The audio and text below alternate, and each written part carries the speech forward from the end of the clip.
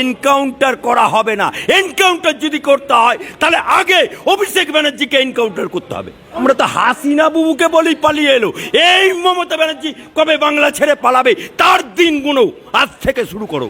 আমি চাই পুলিশ যত তাড়াতাড়ি সম্ভব দোষীদের গ্রেপ্তার করবে, আর রবিবার পর্যন্ত যদি তারা কুল কিনারা করতে না পারেন, কারণ ভেতরেও তো অনেকে আছে, তাহলে এই কেসটা আমরা আমাদের হাতে রাখবো না, আমরা সিবিআই কে দিয়ে দেবো। চাই মমতা ব্যানার্জি কি ডেডলাইন বাঁধলো, ওটা তো নটঙ্কি। হাতির দুটো দাঁত থাকে, একটা দেখানে গেলিয়ে আর একটা খানে গেলিয়ে। আমাদের মুখ্যমন্ত্রীর দুটো দাঁত, একটা দেখানে গেলিয়ে আর একটা খানে গেলিয়ে। অর্থাৎ এই 5 দিনের মধ্যে সমস্ত প্রমাণ সব লোপাট করে দেবে, দিয়ে তারপরে সিবিআই তদন্ত কিছু পাবে না।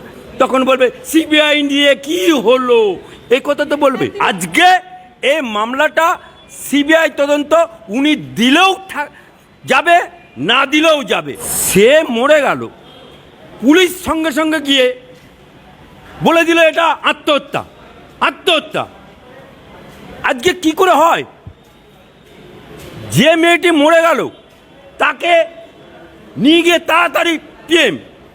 তার মানে কি ডালমে কুচ কালায়? আমরা কোনো কথা শুনতে চাই না, আমরা চাই এর মাতাকে ধরতে। ওর সঞ্জয় ফঞ্জয় চলবে না।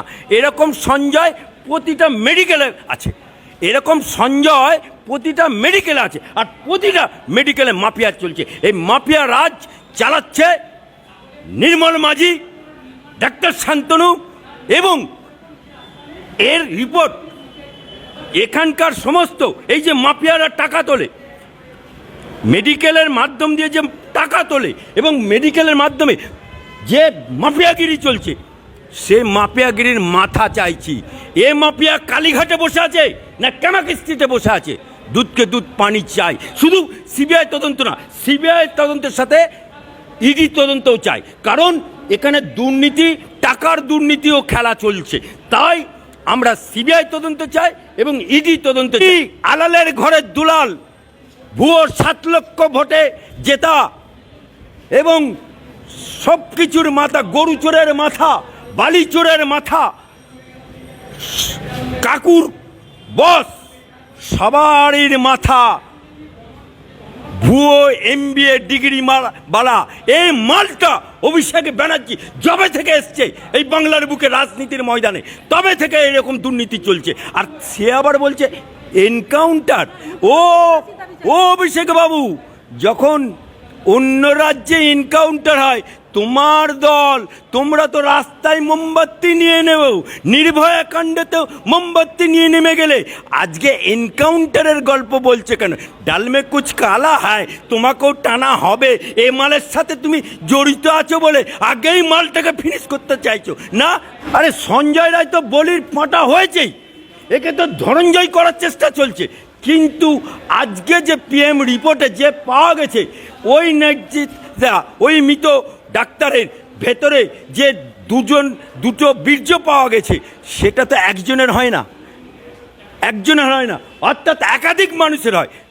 তাহলে আজকে ডাক্তার খুন করে মনে করছে পার পেয়ে যাব। বাংলার মেডিকেল ছাত্রছাত্রীরা লড়াই করবে, তাদের পাশে বাংলার যুবক যুবতী আছে, তাদের পাশে আপামর জনসাধারণ আছে, সমগ্র উকিল মহল আছে।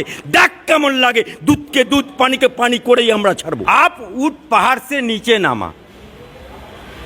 এর আগে বহু মানুষ খুন হয়েছে, বাংলার পুলিশ মেরেছে, বিভিন্ন মানুষকে খুন করেছে এই বাংলার মুখ্যমন্ত্রী, এই 70 বছরের বুড়ি, এই 12 বছরের মুখ্যমন্ত্রী আজকে নিপীড়িত, নির্যাতিত হলো এবং একটা ভবিষ্যতের ডাক্তার দুনিয়া থেকে চলে গেল। কিসের কারণে? মেডিকেল পড়া ছাত্রী, সেই ছাত্রীটা, এটা তো একটা মেডিকেল ক্রাইম, মেডিকেল মাফিয়া চলছে বাংলার বুকে। খাদ্যের মাফিয়া বাংলার বুকে, শিক্ষার মাফিয়া বাংলার বুকে, স্বাস্থ্যের মাফিয়া। একটা জাতির মেরুদণ্ড শিক্ষা, জাতির মেরুদণ্ড স্বাস্থ্য, জাতির মেরুদণ্ড খাদ্য, সব কটাতেই দুর্নীতি, সব কটাতেই মাফিয়া। কিছুদিন আগে বহরমপুর মেডিকেল কলেজে এরকম মাফিয়া। এই যে মেডিকেল মাফিয়া হলো এবং গণধর্ষণ করে তার যে এভিডেন্স পিএম রিপোর্ট পাওয়া গেছে, তাতে দেখা যাচ্ছে একাধিক ক্ষতের চিহ্ন। এবং নোট করুন, মুখ্যমন্ত্রী তার যৌনাঙ্গে 2টো বীর্য পদার্থ পাওয়া গেছে।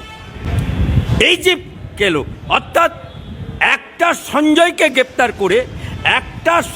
গ্রেপ্তার করে তাকে ধনঞ্জয় বানানোর যে প্রচেষ্টা, কারণ ধনঞ্জয়কে ফাঁসি দিয়েছিল বুদ্ধদেব ভট্টাচার্য, উনি সঞ্জয়কে ফাঁসি দিয়ে প্রমাণ করতে চাইছেন আমি কত মহান। ऐसा দিন নেই চলেগা। এ যত মাল, যত কাণ্ড, এই যে মেডিকেল মাফিয়া চলছে, এর মাথা হয় কালীঘাটে বসে আছে, না হলে ক্যামাকিস্ট্রিতে বসে আছে। আর তার শাখা পোশাখা হচ্ছে ডাক্তার নির্মল মাঝি, হ্যাঁ, তারপরে শান্তনু যে বড় বড় কথা বলে, এই মালগুলো, এই যে মাফিয়াগিরি চলছে বাংলার বুকে, শুধু আরজি করে মাফিয়াগিরি চলছে না। আজকে আরজি করে মৃত্যু হয়েছে বলে আজকে আমরা সবাই জানতে পারছি, সবাই হই হই করে নেমে, কিন্তু এরকম চুপি সারে প্রতিটা দিন, প্রতিটা রাত, প্রতিটা সময় মাফিয়াগিরি চলছে। এর নায়ককে, এর মাথাকে খুঁজে বার করতে, অধ্যক্ষ এগুলো তো ওই একটা বাংলায় কথা আছে, ভেড়া লড়ে খোঁটার জোরে। এই ভেড়াগুলো, এই যে অধ্যক্ষ সুপার এগুলো তো ভেড়া হয়ে গেছে। এদের খোঁটা হচ্ছে ওই হয় কালীঘাট, না হলে নবান্ন, না হলে ক্যামাকিস্ট্রিট। তাই এই ভেড়াগুলো যে লড়ছে, এই যে সুপার টুপার বদলি ফদলি এগুলো এখন যে করছে, এগুলো তো আইওয়াসের কথা, আইওয়াস হচ্ছে।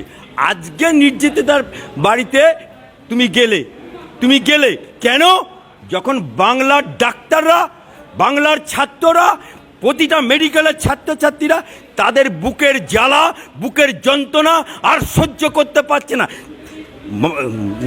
লড়তে লড়তে আজকে প্রতিটা ডাক্তারের পিঠ থেকে গেছে। আরে অগ্রগতি পাওয়া যাবে না, এটাই জন্যই তো আমরা তড়িঘড়ি ইডি সিবিআই দাবি চাইছি। কারণ 5 দিন উনি ডেডলাইন দিয়েছে। কেউ বলছে এনকাউন্টার করে দাও, হ্যাঁ, কেউ বলছে আরে এনকাউন্টার করলে শাহজাহানকে কেন করলেন এনকাউন্টার, হ্যাঁ, কেন করলেন না রাকিবুলকে এনকাউন্টার? তখন তো শাক দিয়ে মাছ ঢাকার চেষ্টা করলে, কেন মুসলমান বলে, হ্যাঁ, মুসলমান ভোটে জিতে আছে বলে লজ্জা করে না? বেহার নির্লজ্জ, কি ভাইরাল হচ্ছে কি পরিষ্কার বলে দিচ্ছি। পিএম রিপোর্টে অনেকগুলো আঘাতের চিহ্ন এসছে এবং তার ওই নির্যাতিতা যে ধর্ষিতা হয়েছে তার প্রমাণ, তার বীর্য 2টো পাওয়া গেছে। This is the proof. এই প্রুফের দ্বারাই মাথাকে ধরবে। কিন্তু বিড়ালকে যদি মাছ বাঁচতে দাও, মাছ বাঁচা হবে? বিড়াল কোনোদিন মাছ বাঁচতে পারে না। তাই এই নিকম্মা, এই লাউগাছ পুলিশ, এই দলদাস পুলিশ, এর ওপর ভরসা নেই ইডি সিবিআই। এবং সাথে সাথে আমরা শুধু সিবিআই চাইছি না, কারণ মেডিকেল মাফিয়াগিরি চলছে, শুধু আরজি কর না, সমগ্র বাংলার বুকে মেডিকেল মাফিয়া চলছে। এই মাফিয়া রাজ খতম করার জন্য আজকে আমরা ইডি সিবিআই তদন্তের দাবিতে আমার মহামান্য আদালতে মামলা হয়েছে। আগামীকাল শুনানি হবে, দেখ কেমন লাগে, দেখা যাবে।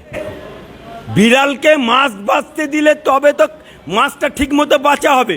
বিড়াল কোনোদিন মাছ বাঁচে? অর্থাৎ যে ব্যক্তিটি হত্যা হলো সেই মেডিকেল অফিসেই যদি পিএম হয়, তাহলে কি ঠিকমতো পিএম পাওয়া যাবে? তবু ছাত্ররা আন্দোলনে নেমেছে বলে আজকে কিছুটা 1 পো দুধের 7 পো পানি মেশাতে গিয়েও কিছুটা দুধ ধরা পড়েছে। তাই আজকে এতগুলো আঘাতের চিহ্ন পাওয়া গেল, এতগুলো ধর্ষণের চিহ্ন পাওয়া গেল। এই মাথাটাকে ধরতে চাই আমরা। একটা সঞ্জয়কে ধনঞ্জয় হতে দিতে চাই না। আমরা বাংলার মাথাকে চাই, আমরা মেডিকেলের মাফিয়াগিরি মেন মাথাগুলোকে চাই। আর এই মেন মাথাগুলোকে জব তক জেল মে নেই দেখেগা তব তক বাংলার ডাক্তাররা শান্ত হবে না। কার কথা বলছেন বলুন তো? ছিনাল ঘোষের কথা, হ্যাঁ, যে নাকি নন ম্যাট্রিক সাংবাদিক, যার কোনো সাংবাদিকতার কোনো যোগ্যতা নেই, সে আবার এখন তৃণমূলের এই মালটা। এই ছিনাল ঘোষ কি বলেছিল? কালীঘাটে যখন জেলে ছিল, একগাল দাঁড়িয়ে রেখে পিজেন ভ্যান বাজিয়ে বলেছিল তৃণমূল চোর, বলেছিল সমস্ত সাওদা নাওদার টাকা কোথায় আছে, কালীঘাটে আছে। সেই মালটার কথা এখন কেউ বিশ্বাস করবে? হ্যাঁ, এ মালটা তো না ঘাড়কা না ঘাটকা, এ মালটা তো গোল আলু, আলুর দমেও চলে, বিরিয়ানিতেও চলে। এ মালটার কথা কেউ বিশ্বাস করে?